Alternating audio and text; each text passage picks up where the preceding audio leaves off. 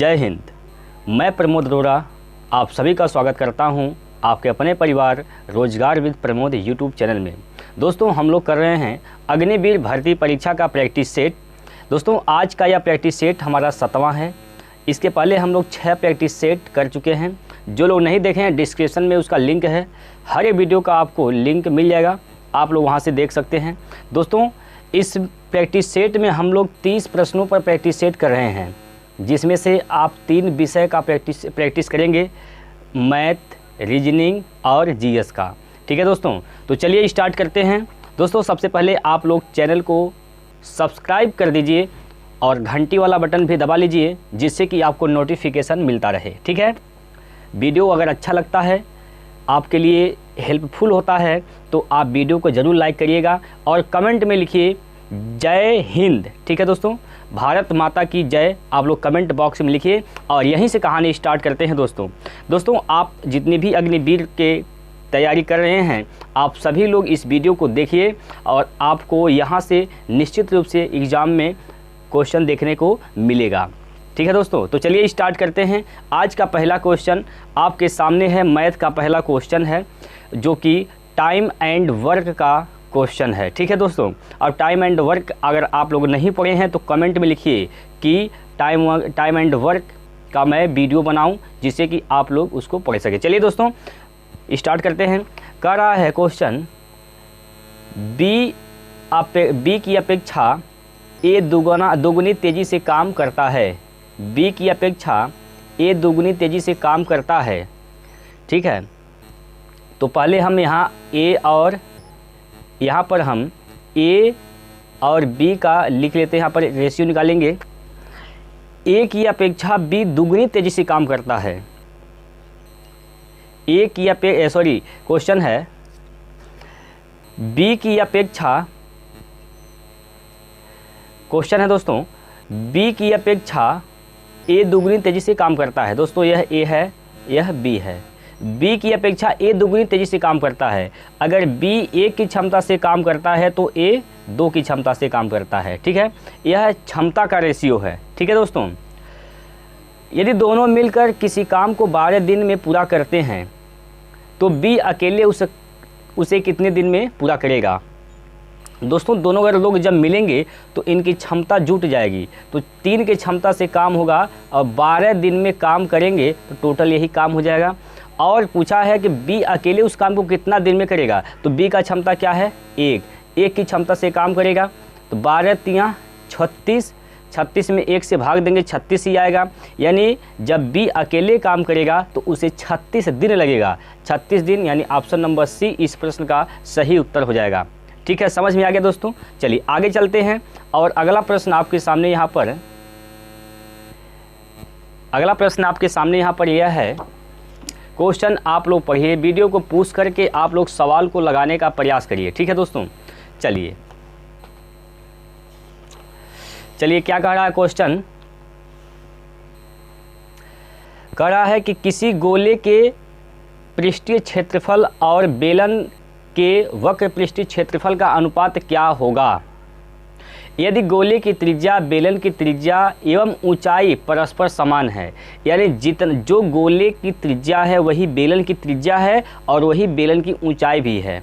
इसमें कोई दिक्कत नहीं, ये सवाल में लिख दिया है, कह दिया है। ठीक है दोस्तों, चलिए अब दोस्तों यहाँ पर आपको याद होना चाहिए कि गोले का पृष्ठीय क्षेत्रफल क्या होता है। तो गोले का पृष्ठीय क्षेत्रफल होता है 4 पाई आर स्क्वायर। ठीक है, अनुपाते बेलन के वक्र पृष्ठीय क्षेत्रफल का अनुपात क्या होता है, बेलन के वक्र पृष्ठ का क्षेत्रफल का सूत्र क्या होता है, यह होता है 2 पाई आर एच। इसमें कोई दिक्कत नहीं है दोस्तों। अब क्वेश्चन में सीधा सीधा कह दिया है कि यदि गोले की त्रिज्या, बेलन की त्रिज्या एवं ऊंचाई परस्पर समान हो, यानी जो गोले की त्रिज्या है वही बेलन की त्रिज्या है और वही ऊंचाई भी है। यानी एच का वैल्यू, एच आर जो है, देखिए यह गोले का त्रिज्या है और यह बेलन की त्रिज्या है और ये जो ऊंचाई है, ऊंचाई जो बेलन की ऊंचाई है वह इसके परस्पर बराबर है। यानी हम एच के स्थान पर आर लिख सकते हैं, एच के स्थान पर हम आर लिख सकते हैं। यानी हम लिख सकते हैं इसको 4 पाई आर स्क्वायर इस टू 2 पाई, ये तो आर एक पहले से है, एच के स्थान पर आर लिखेंगे तो आर का आर में गुणा हो जाएगा तो क्या हो जाएगा आर स्क्वायर। ठीक है दोस्तों, अब यहाँ से देखिए पाई आर स्क्वायर से पाई आर स्क्वायर कट जाएगा, 2 एक अन्य 2 और 2 दूनी 4। इसका जो रेशियो आएगा वह आएगा 2:1। ठीक है, 2:1, 2:1 इसका उत्तर होगा। अब ऑप्शन में देखिए 2:1 किस में है, तो ऑप्शन नंबर सी में है, तो इसका सी सही उत्तर हो जाएगा। इसमें कोई दिक्कत परेशानी की बात नहीं दोस्तों। और इसी के साथ आगे चलते हैं। अगला प्रश्न कह रहा है कि एक विक्रेता अपने सामान पर मूल्य क्रय मूल्य से 40% अधिक अंकित करता है। दोस्तों सीपी जो है, सीपी को मान लिया जा रहा है, सीपी को मान लिया जा रहा है कि 100 है। ठीक है, सीपी क्या है 100 है। अगर सीपी 100 है तो एमपी क्या हो जाएगा 40% अधिक, तो क्या हो जाएगा 140। ठीक, अंकित मूल्य पर 20% छूट देता है। अगर छूट देता है तो एसपी क्या हो जाएगा, इसका एसपी क्या हो जाएगा, अंकित मूल्य पर 20% छूट, 20% का वैल्यू होता है 1/5, यानी ये 1% एक की छूट देता है तो कितना बिकता है 4/5 में बिकता है। यहाँ से निकाल सकते हैं, 5 से काटेंगे 5 दूनी 10, 5 × 40, 28 दूना 56 और 56 दूना 112, यानी 28 का 4 में गुणा करेंगे तो हो जाएगा 112। अंत में पूछा है विक्रेता को कितने प्रतिशत की लाभ या हानि हुई। खरीदा है 100 में, बिका है 112 में, तो लाभ परसेंट या हानि परसेंट 100 पर ही निकाला जाता है। ठीक है, यानी सीपी अगर 100 है तो 12% का इसको लाभ हुआ है। 112 में बिका है, इसका मतलब उसको 12% का लाभ हुआ है। तो 12% का लाभ किस ऑप्शन में है, तो ऑप्शन नंबर डी में है, तो इसका डी उत्तर सही हो जाएगा। ठीक है, आगे चलते हैं। अगला प्रश्न देखिए, ए, बी और सी के मासिक वेतनों का अनुपात 1:2:3 है। यदि सी का मासिक वेतन ए से 1200 अधिक है, सी का मासिक वेतन ए से 1200 अधिक है, यहाँ से कितना अधिक, अनुपात में कितना अधिक हो रहा है, 1 से 3 हुआ तो कितना अधिक हुआ, 2 अधिक हुआ। 2 का वैल्यू क्या दिया है 1200 दिया है, 2 का वैल्यू क्या है 1200 है। ठीक, तो प्रश्न हमसे क्या पूछा है, तो बी का वार्षिक वेतन बताइए, बी का वार्षिक वेतन। अब बी का मासिक वेतन का अनुपात क्या है 2 का वैल्यू 1200 है, लेकिन ये मासिक है, वार्षिक पूछा है तो वार्षिक निकालने के लिए 12 से गुणा कर देंगे। तो 12 बढ़िया में 144 के बाद 00, 144 के बाद 00 होगा, यानी ऑप्शन नंबर बी इसका सही उत्तर हो जाएगा। ठीक है, चलिए आगे चलते हैं। और अगला प्रश्न यहाँ पर औसत का क्वेश्चन है दोस्तों। 5 के प्रथम 8 गुणांकों का औसत कितना होगा। अब दोस्तों 5 के प्रथम गुणांक यानी 5 का पहाड़ा पढ़ते चले जाएंगे कहाँ तक, 8 तक। ठीक है, और उन सभी का जितना भी वैल्यू आएगा उसका औसत पूछा है। तो देखिए, एक तो 5 × 1 = 5 हो जाएगा, 5 दूना 10 हो जाएगा, 5 × 3 = 15 हो जाएगा। ठीक, और ऐसे डाट करके 5 × 8 = 40, अंतिम पद क्या होगा 40 होगा। अब इसका औसत पूछा है, आप इन सभी को जोड़ेंगे, इसके बीच जो डाट है इसके बीच में कुछ संख्याएं हैं, अब सभी को जोड़ेंगे उसके बाद भाग देंगे। ठीक है, तो आपको समय लग सकता है, तो इसको आसानी से कैसे हल करेंगे, इसका ट्रिक क्या है, देखिए पहला पद प्लस अंतिम पद जोड़ेंगे तो 40 और 5 45, 45 और बटे 2 कर देंगे, यही इसका औसत है। 45 बटे 2 मतलब 22.5%, 22.5 यानी 22.5, तो 22.5 किस में हो जाएगा, ऑप्शन नंबर ए में है, तो इसका सही उत्तर ए हो जाएगा। ठीक है, चलिए अगला प्रश्न है, यदि x y से 25% अधिक है, x और ये है y, x y से 25% अधिक है, कम है, यदि x y से 25% कम कमाता है तो y x से कितना परसेंट अधिक कमाता है। 25% का वैल्यू होता है 1/4, यानी किससे तुलना किया जा रहा है, y से, तो नीचे का वैल्यू जो हर में वैल्यू है y का है, तो y का अगर 4 है तो x 1 कम कमाता है, यानी x का वैल्यू क्या हो जाएगा 3। तो क्या पूछा है, वाई यक्स से किससे तुलना किया जा रहा है, इस बार यक्स से कितना परसेंट अधिक है। तो अधिक है कितना, वाई जो है यक्स से अधिक कितना है, 1 है, किससे, 3 से। तो 1/3 का मतलब होता है 33.33%, जो कि ऑप्शन नंबर डी इसका सही उत्तर है। ठीक है, चलिए दोस्तों अगर आपको तरीका समझ में आ रहा है तो आप लोग कमेंट में बताइएगा कि आपको समझ में आ रहा है। और कमेंट में दोस्तों जय हिंद, भारत माता की जय जरूर लिखिएगा। तो चलिए अगला प्रश्न है, आगे चलते हैं। अगला प्रश्न आपके सामने यहाँ पर है, एक आदमी ने एक निश्चित दूरी ट्रेन से 25 किलोमीटर प्रति घंटे की दर से तय की और 4 किलोमीटर प्रति घंटे की दर से चलकर वापस आया। जो दूरी ट्रेन से गया है वही दूरी वापस पैदल आया है। ये दूरी तो सेम रहने वाली है। कह रहा कि पूरी यात्रा में 5 घंटा 48 मिनट समय लगा है। तो तय की गई दूरी कितनी है। अच्छा, 5 घंटा 48 मिनट का मतलब क्या हो गया, 5 + 48/60 कर दीजिए, 48/60 कर दीजिए। 12 चौक 45, 12 पंजे 60, 5 पचे 25 और 4 29, 29/5 आएगा। अब दोस्तों हम इसको मेथड से नहीं लगाएंगे क्योंकि हम समय लग सकता है, तो इसको कैसे लगाएंगे, ऑप्शन मेथड से लगाएंगे। इसमें ऑप्शन को रख कर हम चेक करेंगे। ठीक है, अब वो तरीका समझिए कैसे आप ऑप्शन से भी सवाल को लगा सकते हैं। देखिए ऑप्शन में जो भी दिया है यह टोटल दूरी ही दिया गया है। ठीक, जिस ऑप्शन को रखने पर समय 29/5 आ जाता है वही ऑप्शन सही है। अब हम पहला ऑप्शन लेते हैं। पहला ऑप्शन 25 किलोमीटर दूरी तय किया है। ठीक है, 25 किलोमीटर दूरी तय किया है। अब 25 के स्पीड से गया है, 25 के स्पीड से गया है, यानी इसको 1 घंटा टाइम यहाँ पर लगेगा। ठीक, इसके बाद 25 किलोमीटर ही दूरी 4 किलोमीटर प्रति घंटा की दर से वापस आया है।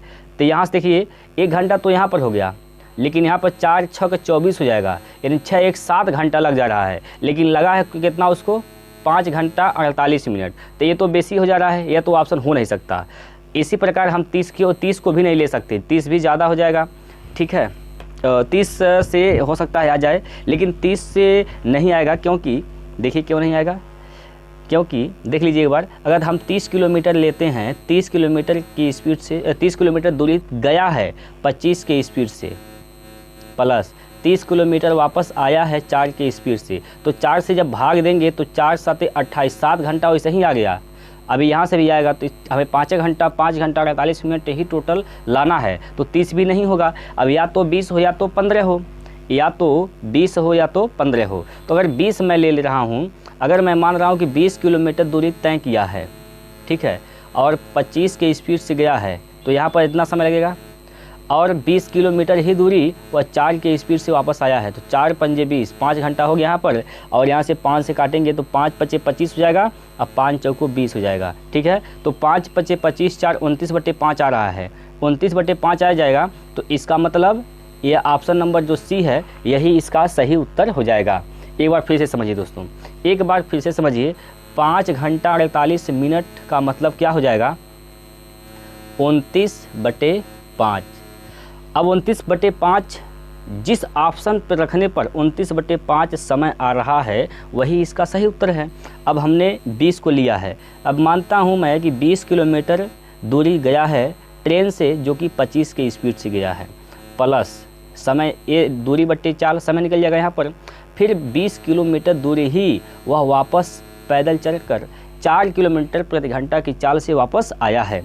तो 4 से काटेंगे 4 पंजे 20, 5 घंटा हो गया।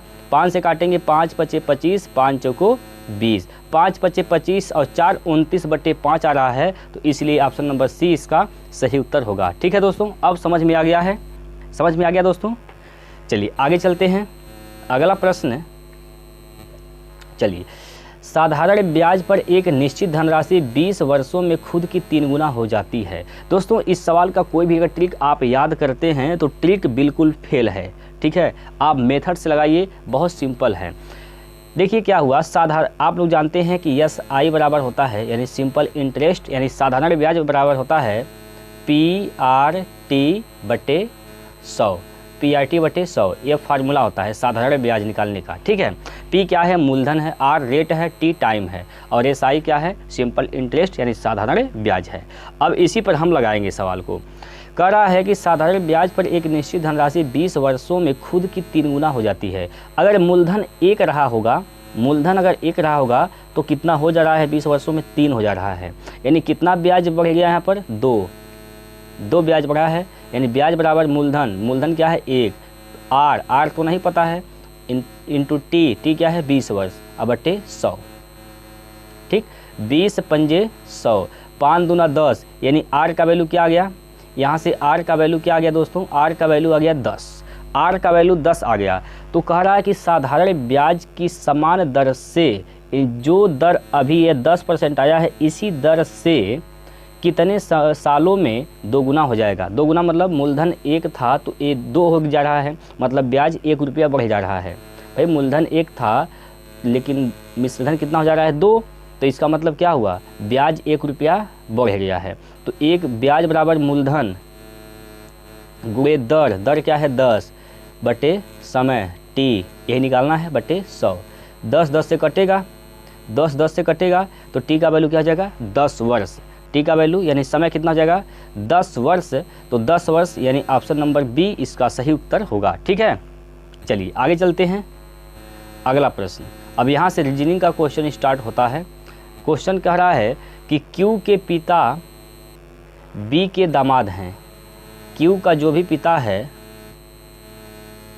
वह B का दामाद है, यहाँ पर B है। ठीक, यहाँ B है, B का दामाद है। Q C की बहन है, Q के पिता B के दामाद हैं, यानी B का दामाद है। ठीक, C Q की बहन है, यहाँ पर C है जो कि Q की बहन है, यहाँ तो कोई दिक्कत नहीं। और P की बेटी है, P यहाँ पर P है और P की क्या है, यह बेटी है। अगर यह दामाद है, अच्छा और आगे बढ़िए, P D की मामी है, ये जो P है D की मामी है, तो D अगर यहाँ पर है तो D की मामी हो जाएगा, यानी यह महिला हो जाएगी, स्त्री हो जाएगी। ठीक है, चलिए इसके बाद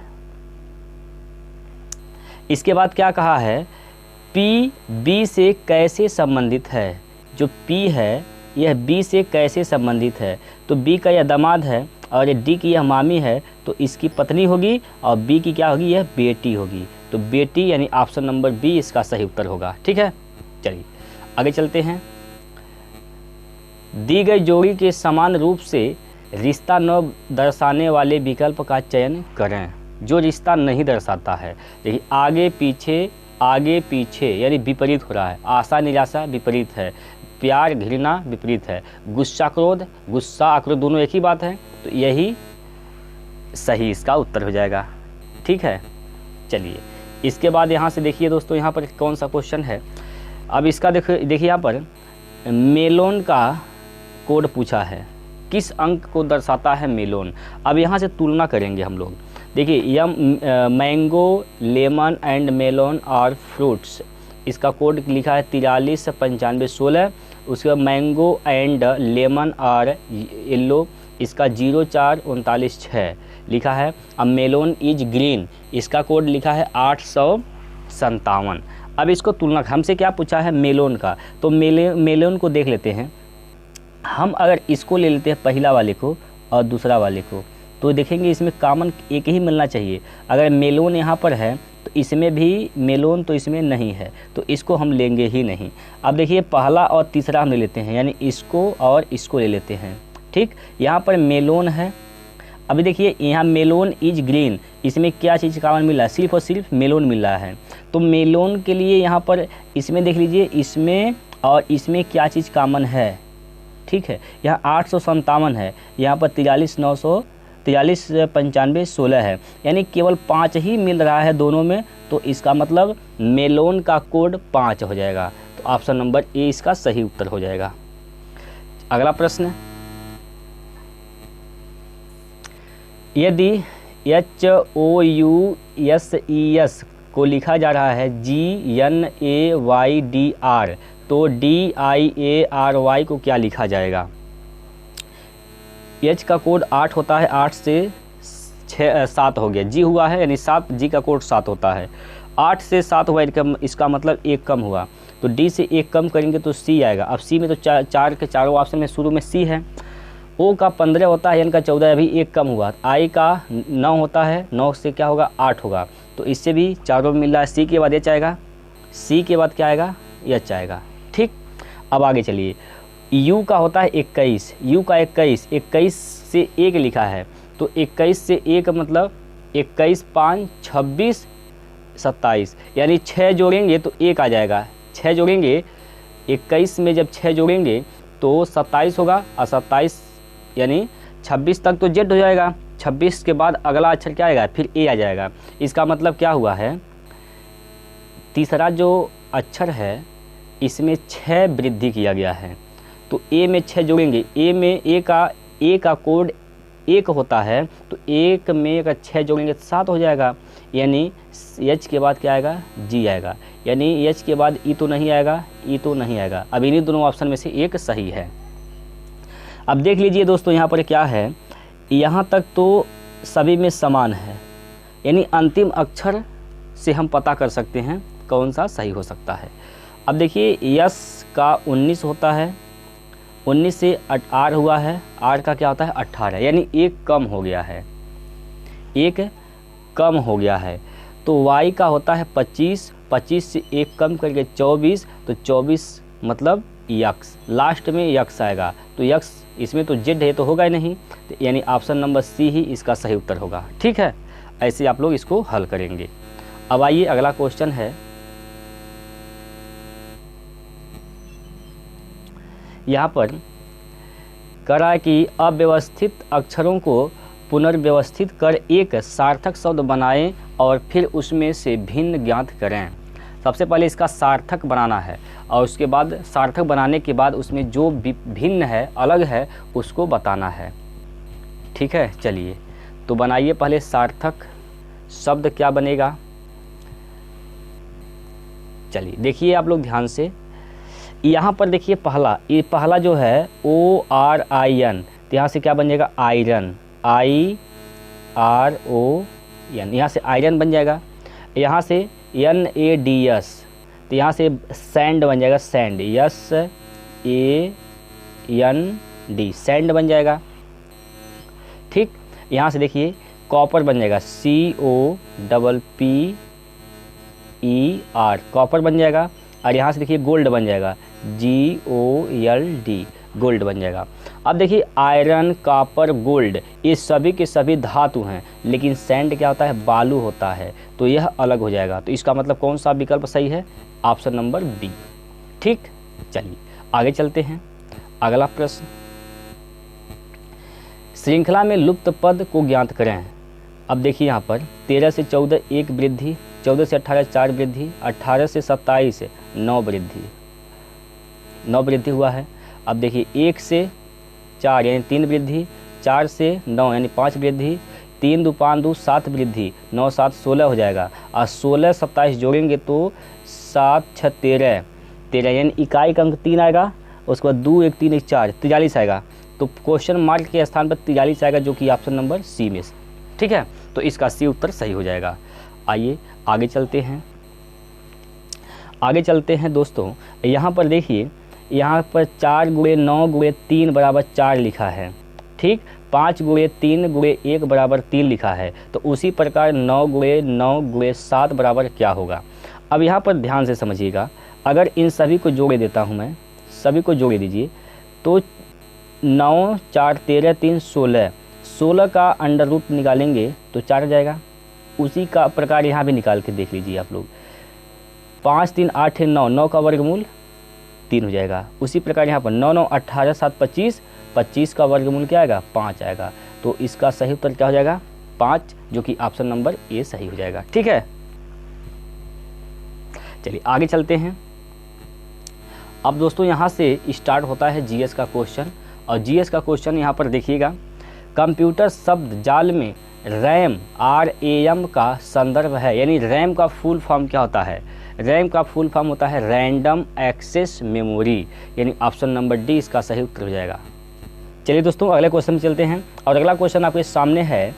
चलिए, लोकसभा के लिए चुनाव लड़ने के इच्छुक व्यक्ति की न्यूनतम आयु होनी चाहिए कितनी वर्ष? 25 वर्ष। ठीक है, जो कि ऑप्शन नंबर बी इसका सही उत्तर होगा। अगला प्रश्न यह है, राजा हर्षवर्धन के दरबारी कवि कौन थे? तो बाणभट्ट, जो कि बी ऑप्शन सही हो जाएगा, बाणभट्ट। ठीक है, चलिए अगला प्रश्न, संगमरमर चट्टानों की किस श्रेणी में आता है? तो दोस्तों संगमरमर चट्टान की यह किस श्रेणी में आती है? तो कायांतरित श्रेणी में आती है, ऑप्शन नंबर सी। हाँ जी, यहाँ पर आएंगे, यहाँ पर कह रहा है कि निम्नलिखित में से कौन सा उत्पादन संघ कार्टेल का उदाहरण है? तो यह है पेट्रोलियम निर्यातक देशों का संगठन, जो कि ऑप्शन नंबर ए इसका सही हो जाएगा, ओपेक। ठीक है दोस्तों, अब आप लोग कमेंट में बताइए कि ओपेक का स्थापना कब हुआ था? ओपेक का स्थापना कब हुआ था? कमेंट करके आप लोग बताइए जल्दी से। चलिए अगला प्रश्न है, जर्मनी की मुद्रा क्या है? दोस्तों जर्मनी की मुद्रा क्या है? तो दोस्तों जर्मनी की मुद्रा है यूरो, जो कि ऑप्शन नंबर बी सही हो जाएगा। ठीक है, आइए अगला क्वेश्चन कह रहा है, पास आते हुए रेलगाड़ी की सीटी की आवृत्ति या तीक्ष्णता बढ़ती जाती है, ऐसा किस परिघटना के कारण होता है? तो ऐसा किस परिघटना के? ये डॉपलर का प्रभाव है, डॉपलर का प्रभाव, जो कि ऑप्शन नंबर बी सही है। देखिए इधर इसमें क्या होता है, जब एक ट्रेन इधर से आती है, ट्रेन इधर से आ रही है, ठीक है, इधर से ट्रेन आ रही है, यहाँ पर कोई व्यक्ति खड़ा है अगर यहाँ पर, तो जैसा ये ट्रेन इसके नज़दीक आएगी तो इसकी जो सीटी है वो बहुत तेज़ सुनाई देती है। अब जब ट्रेन इसको क्रॉस करके इधर जाएगी, जब इससे दूर जाएगी तो सीटी की ध्वनि बहुत धीमा होती चली जाती है। ठीक है, तो इसे डॉपलर का प्रभाव कहते हैं। चलिए दोस्तों अगला प्रश्न यहाँ पर है, 9-6 से 45 कैसे हुआ है? अब इसको ध्यान से आप लोग देखिए, बताइए कैसे हुआ है। चलिए अब इसमें क्या करेंगे दोस्तों, 9 का अगर स्क्वायर कर देंगे, 9 81 होता है और 6 का 36 होता है। इन दोनों का डिफरेंट निकाल दीजिए, घटा दीजिए, 81 में से 36, तो 11 में से 6 घटाएंगे तो बचेगा 5 और 7 में से 3 गया तो बचेगा 4। ठीक है, 45 आ रहा है। अब 11 का स्क्वायर 121 होता है, 121 में से आप 64 घटा दीजिए, 11 में से 4 गया तो 7 बचेगा और 11 में से 6 गया तो 5 बचेगा, 57 आ रहा है। ठीक है, उसी प्रकार 8 का स्क्वायर 64, 3 का स्क्वायर 9, 64 में से 9 घटाएंगे तो 14 में से 9 गया तो 5 और यहाँ 5, यानी इसका जो उत्तर है वह 55 आ जाएगा। तो 55 किस में है? ऑप्शन नंबर बी में है। ठीक है दोस्तों, चलिए अगला क्वेश्चन यहाँ पर आपके सामने है। अगला क्वेश्चन क्या करना है, निम्नलिखित समीकरण को ठीक करने के लिए किन दो चिन्हों को परस्पर बदलना चाहिए? इस समीकरण को ठीक करना है तो किन दो चिन्ह को बदलना चाहिए? ध्यान से समझिएगा। गुणा को प्लस कर दिया जाए, प्लस को गुणा कर दिया जाए, यानी यहाँ पर गुणा है तो प्लस कर दिया जाए और जहाँ प्लस है वहाँ पर गुणा कर दिया जाए, तब 14 आना चाहिए। देखिए 12 दूनी 24, 5 4 9 प्लस 12 दूनी 24 और गुणे 8, 8 दूनी 16, 16 वैसे ही ज़्यादा हो गया, अभी 9 जोड़ना है इसमें, तो इसका मतलब ए ऑप्शन तो नहीं होगा। अब बी पे आइए, प्लस जहाँ है वहाँ भाग करेंगे, जहाँ भाग है वहाँ पर प्लस करेंगे, जहाँ कहीं प्लस है वहाँ भाग करेंगे और जहाँ भाग है वहाँ प्लस, यानी यहाँ भाग है तो यहाँ प्लस हो जाएगा और यहाँ पर प्लस है तो यहाँ पर भाग हो जाएगा।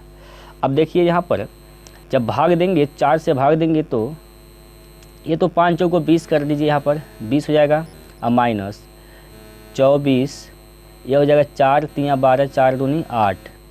ठीक है दोस्तों, ये बीच में प्लस है तो ये तो पूर्णांक नहीं आ रहा है। ठीक अभी इसको क्या करिए, घटाएंगे अगर हम, अभी इसको मैं घटाता हूँ तो 24 में से आप 20 घटाएंगे तो माइनस का 4 बचेगा, प्लस का 3/2 बचेगा। ठीक है, तो 4 दूनी 8 हो जाएगा, 8 में से 3 घटाएंगे 7/2 आ जाएगा, जो कि 14 नहीं आ रहा है। तो इसका मतलब ऑप्शन हम डी भी नहीं ले सकते हैं। अब दोस्तों हम क्या करते हैं ना, हम हमेशा ऑप्शन नंबर डी से ही चेक करते हैं, या तो ए चेक करिए या तो डी चेक करिए। हम डी को ही डायरेक्ट चेक कर लेते हैं। चलिए, प्लस जहाँ है वहाँ पर माइनस, जहाँ माइनस है वहाँ पर प्लस, जहाँ प्लस है वहाँ माइनस, जहाँ माइनस है वहाँ प्लस। ठीक, अब हल करिए इसको। देखिए 5 चौको 20 हो जाएगा यहाँ पर, और प्लस 12 दूनी 24, यहाँ से 2 हो जाएगा माइनस का 8।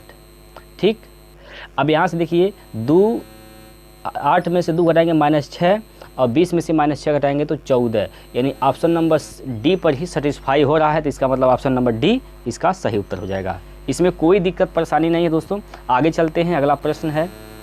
चलिए दोस्तों, इसमें जो प्रश्न है, यह जो क्वेश्चन दिया गया है, अब ये क्वेश्चन तो 100% है दोस्तों। ये जो क्वेश्चन दिया गया है, यह क्वेश्चन पूर्ण रूप से सही तो नहीं लग रहा है, लेकिन अगर आपको सही लग रहा है तो आप इसका आंसर आप लोग कमेंट बॉक्स में बताइएगा। चलिए ठीक है, कमेंट बॉक्स में बताइएगा इसका उत्तर क्या होगा। ठीक है दोस्तों, चलिए अगला प्रश्न है। अगला प्रश्न में चलते हैं। अब यहाँ से इसका आप लोग जवाब दीजिएगा कि इसका सही उत्तर क्या होगा। चलिए, यहाँ पर क्वेश्चन है और इसका सही उत्तर क्या होगा आप लोग बताइए। देखिए यहाँ पर प्लस है, यहाँ पर, इसके बाद यहाँ पर आ गया, फिर यहाँ पर आ गया, फिर इस बार प्लस कहाँ पर आएगा, यहाँ पर, यानी यहाँ पर आएगा, इसमें है। ये तो नहीं होगा, ये भी सिर्फ ए ऑप्शन नहीं होगा, बाकी बी सी डी हो सकता है, बी सी डी हो सकता है। अब आइए कुछ और चेक कर लेते हैं, माइनस चेक कर लेते हैं। यहाँ पर माइनस है, माइनस यहाँ पर आ गया, फिर यहाँ पर आ गया, फिर इस बार कहाँ जाएगा, यहाँ पर जाएगा माइनस, यानी माइनस ऊपर जाएगा। तो इसमें तो नहीं है, यहाँ पर आना चाहिए माइनस, यहाँ पर माइनस आना चाहिए, इसमें भी नहीं है। तो किस में सही है, ऑप्शन नंबर बी में। बी में यहाँ पर माइनस है, तो बी ही इसका सही उत्तर हो जाएगा। ठीक, चलिए अगला क्वेश्चन है। तीर यहाँ से ऐसे इधर है, फिर ऐसे हुआ, फिर ऐसे हुआ, फिर इस बार ऐसे होगा। तीर ऐसे है, फिर ऐसे आया है, फिर ऐसे, फिर इस बार तीर ऐसे होगा। ठीक, तीर ऐसे होगा। तो ऐसे किस में है, ये तो नहीं होगा ऑप्शन, ये भी नहीं होगा, या तो बी होगा सही या तो सी होगा सही। अब देखिए ये जो बिंदी है, बिंदी यहाँ से यहाँ पर आया है, यहाँ पर आया, फिर यहाँ पर आया, फिर यहाँ पर आ जाएगा, यानी बिंदी कहाँ पर आएगा, यहाँ पर। ठीक, बिंदी वहाँ पर आएगा, तो किस में है, ऑप्शन नंबर सी में है। तो इसका सही उत्तर सी हो जाएगा। ठीक है दोस्तों, अगला क्वेश्चन पर चलते हैं। अगला क्वेश्चन यहाँ पर क्या कह रहा है, देखिए ये जो गुणा है, यहाँ हुआ, फिर यहाँ हुआ, फिर कहाँ आएगा, यहाँ पर। तो यहाँ पर कहाँ, इसमें तो नहीं है, इसमें भी नहीं है। अब या तो ए हो या तो बी हो, लेकिन ये जो त्रिभुज है, त्रिभुज ऐसे है, फिर ऐसे हुआ, फिर ऐसे है, फिर ऐसे इधर होगा त्रिभुज ऐसे। ठीक, तो किस में है, ऑप्शन नंबर बी में है। तो इसका सही उत्तर बी हो जाएगा। ठीक है, अगला क्वेश्चन देखिए क्या हो रहा है। इसमें एक चिन्ह ऐसे, तो इसमें ऐसे 2 चिन्ह है, फिर ऐसे 3 चिन्ह है, तो ऐसे 4 चिन्ह होगा। अब 4 चिन्ह किस में है, देख लीजिए 4 चिन्ह किस में है। इसमें तो ये तो नहीं होगा, अब ये भी नहीं होगा, खड़ा में होना चाहिए। 1 2 3 4 चिन्ह इसमें है, इसमें 1 2 3 4 5, ये तो नहीं होगा। ऑप्शन नंबर बी इसका सही उत्तर होगा। ठीक है दोस्तों, आइए अगला क्वेश्चन। अगला क्वेश्चन और यही लास्ट क्वेश्चन है। चलिए दोस्तों बताइए, इसमें क्या बताना है, अलग आकृति का चयन करना है। कौन सी आकृति इसमें अलग है। अब देखिए इसको जब ऐसे घुमाएंगे ऐसे, तो ऐसे बन जाएगा, और इसको ऐसे घुमाएंगे तो यह भी ऐसे बन जाएगा, लेकिन जब इसको ऐसे घुमाएंगे तो यह ऐसे बनेगा। ठीक है, तो यही डी जो ऑप्शन है, यही इसका इस चारों में अलग है, तो इसका सही उत्तर डी हो जाएगा। ठीक है दोस्तों हम लोग 30 क्वेश्चन कर चुके हैं।